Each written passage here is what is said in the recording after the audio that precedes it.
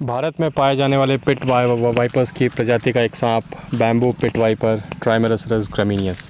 दोस्तों आप देख रहे हैं खूबसूरत स्पेसिमेन ट्राइमेरसरस ग्रामिनियस का।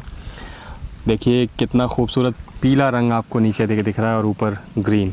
कैमोफ्लेज के लिए ये कलर जो है बेहतरीन है। वाइपर प्रजाति का ये सांप है। किसी भी टॉपिक पे आने से पहले अमित, चूँकि क्लियर शॉट इसके सामने से दिख रहा है, मैं पूछना चाहूँगा आपसे कि इसका नाम पिट वाइपर क्यों है? बहुत सही सवाल है। आप देखेंगे इसके आँख और नाक के बीच में आपको दो छेद दिखेंगे फेस के दोनों तरफ, जो कि हीट सेंसिंग पिट होते हैं मैमल से या किसी भी दूसरे जीव से, बर्ड से या फिर एम्फीबियन से। जो गर्मी निकलती है शरीर की, ये उसको फील करते हैं और अपने शिकार का पीछा करते हैं, तो उसके लिए जो है ये पिट्स काम आते हैं। ओके, तो ये जो अभी इसकी ये पोजीशन दिख रहा है, ये एस पोजीशन या टिपिकल अटैकिंग पोजीशन है, बिल्कुल। ये ऐसा कब करना पसंद करते हैं या ऐसा क्यों करते हैं? जी, ये एक्चुअली इसकी डिफेंस पोजीशन है। ये जब अपने शिकारी को ये बताना चाहते हैं कि मैं आप तक पहुंच सकता हूं, मैं आप पे हमला कर सकता हूं और आपको नुकसान पहुंचा सकता हूं, ये बताने के लिए ये इस पोजीशन में आते हैं। कभी कभी ये बहुत तेज़ी से अपने टेल को भी जो है वाइब्रेट करते हैं, हिलाते हैं, और इससे भी वो वार्निंग दे सकते हैं और देते भी हैं। एक ख़ास कैरेक्टरिस्टिक्स जो आप देखेंगे इसमें कि इसके शरीर पे जो ब्लैक मार्क्स आपको दिख रहे हैं ऊपर में, ये जो ब्लैक मार्क्स हैं ये छोटे पे तो ज़्यादा रहते हैं, लेकिन जैसे जैसे इनका साइज़ बड़ा होता जाता है, ये ब्लैक मार्क्स जो हैं गायब होते जाते हैं और ये कम्प्लीटली ऊपर से जो है ग्रीन कलर का, लाइट ग्रीन कलर का हो जाता है। मैं निवेदन करूंगा सहयोगी दीपक जी से कि इसका ना नीचे से शॉट दिखाएं, नीचे के एब्डोमेन का जो एरिया लोअर। और अमित आप बताइए कि कैसे, या मनोज से भी मैं पूछना चाहूँगा कि किस तरीके से इनका जो लोअर बॉडी या जो इनकी ग्रिपिंग है उससे इनको आर्बोरियल स्नेक्स को खासकर बेहतर ट्रैक्शन मिलता है। बिल्कुल। तो पहले ले लेते हैं अपने सहयोगी का वर्डिक्ट कि क्या होता है एक्चुअली में। जैसे कि आप देख सकते हैं लोअर एब्डोमेन में कि उसके स्केल्स इतने सांप के छोटे होने के बावजूद इसके जो लोअर स्केल्स हैं वो काफ़ी बड़े हैं, उनमें काफ़ी गैप है। हो सकता है ये भी एक रीज़न हो सकता है कि वो अच्छे से क्लाइंब कर सकें किसी भी सरफेस में, जैसे कि ट्रीज़ के, ये भी हो सकता है। और मसल स्ट्रेंथ तो आप जानते ही हैं। बहुत सही कहा। यहाँ पे जो स्केल्स की बात की है सहयोगी ने हमारे, तो ये उन स्केल्स को फैला के और कॉन्ट्रैक्ट करके, ये बहुत तेज़ी से होता है। ये हम अपनी नंगी आंखों से हर बार नहीं देख सकते हैं। इनके स्केल्स फैलते हैं और कॉन्ट्रैक्ट होते हैं और इससे ये जो है पेड़ के ऊपर ग्रिप बना सकते हैं अच्छे से।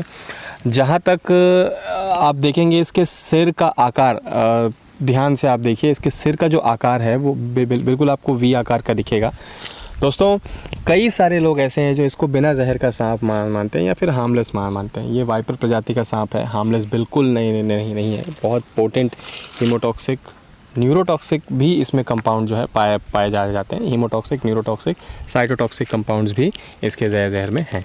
कई लोग अमित इसे वाइन स्नेक से मिस आइडेंटिफाई कर जाते हैं। वैसे मिस आइडेंटिफाई नहीं करना चाहिए, और इस आइडेंटिफिकेशन को पक्का करने के लिए मैं आपसे चाहूँगा कि आप हमारे जो व्यूअर्स हैं उन्हें कुछ टिप्स दें कि किस तरीके से एक बैम्बू पिट वाइपर या ट्री वाइपर या किसी भी वाइपर को वो ईजिली आइडेंटिफाई कर पाएँ। अक्षय, किसी भी सांप को पहचानने का सबसे बेहतरीन तरीका होता है उसका सिर। इस केस में भी अगर आप वाइन स्नेक के सिर को देखें और इसके सिर को देखें तो आपको बहुत ज़्यादा अंतर दिखेगा। वाइन स्नेक का सिर बिल्कुल पतला लंबा होता है आगे की तरफ, वो आपको एक लीफ के छोर की तरह दिखेगा, जबकि इसका सिर त्रिकोणीय आकार का होता है। स्पेशली जो वाइपर्स का जो सिर होता है बिल्कुल उसी प्रकार का होता है, एक तीर की तरह, एक एरो हेड की तरह आपको इसका सिर दिखेगा। और ये बहुत ही आसान तरीका है जो है इसको पहचानने का। हालांकि वाइन स्नेक और इसका दोनों का डिफेंस करने का तरीका ऑलमोस्ट एक जैसा है। दोनों एस शेप में आके जो है अपने आप को डिफेंस करते हैं, लेकिन सिर का अंतर मेरे को लगता है काफ़ी है ये पहचानने के लिए, क्योंकि बहुत अंतर है, सिर बिल्कुल मैच नहीं होते। बिल्कुल सही कहा अमित आपने।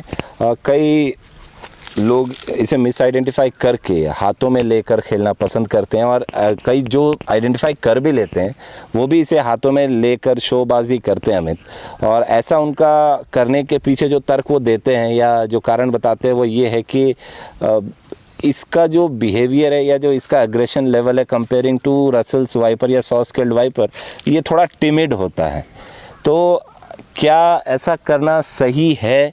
क्या इस तरीके से हमें किसी भी सांप को, ये चाहे वाइपर ही क्यों ना हो या कोई भी अदर सांप हो, क्या हमें उसके सिर्फ टिमिड नेचर को देखते हुए उसे हाथों से ट्रीट करना चाहिए या उसे हैंडल करना चाहिए बेयर हैंड से? ये बिल्कुल ही एक रॉन्ग प्रैक्टिस है अक्षय। किसी भी सांप को हमको ये बिल्कुल नहीं समझना चाहिए कि इसका बिहेवियर टिमिड है तो हम हाथ से इसको हैंडल कर सकते हैं। सबसे पहली चीज़ तो ये है कि ये सांपों के लिए भी अच्छा नहीं होता। हमारे लिए तो खैर ख़राब होता ही है, ये सांपों के लिए भी अच्छा नहीं होता। सांप एक कोल्ड ब्लडेड जीव होते हैं और हमारे हाथ का जो टेम्परेचर होता है वो ज़्यादा होता है। तो जब हम बेयर हैंड से इनको टच करते हैं बिना मतलब के, तो इनको एक शॉक सा लगता है, ये एक शॉक में जाते हैं और उस शॉक में ये इनका बिहेवियर क्या होगा ये कोई भी नहीं बता सकता। वो शांत से शांत सांप, टिमिड से टिमिड सांप भी जो है हमला कर सकता है और आपको नुकसान पहुंचा सकता है।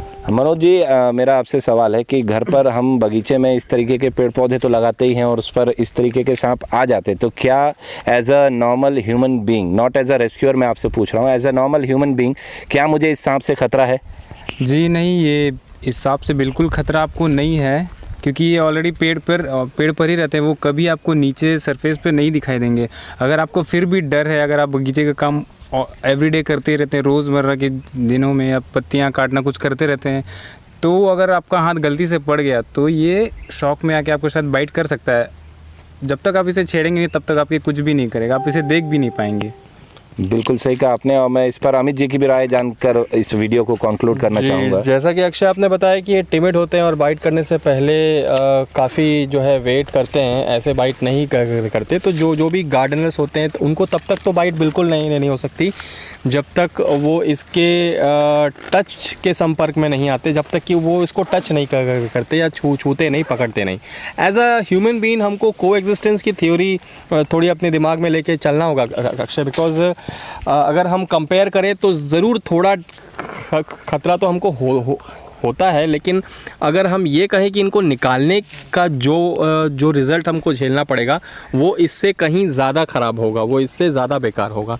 तो ये अगर हैं हमारे गार्डन में तो हमको सिर्फ थोड़ा इतना करना है कि हमको अपनी आंखें खोल के काम करना है, बस। बाकी इससे और कोई भी खतरा इंसान को नहीं है। तो रेस्क्यूज रिलीजिंग रेप्टाइल की डिटेलिंग और सही जानकारी के लिए दोस्तों सब्सक्राइब करिए स्नेक सेवर टीम एशियन को।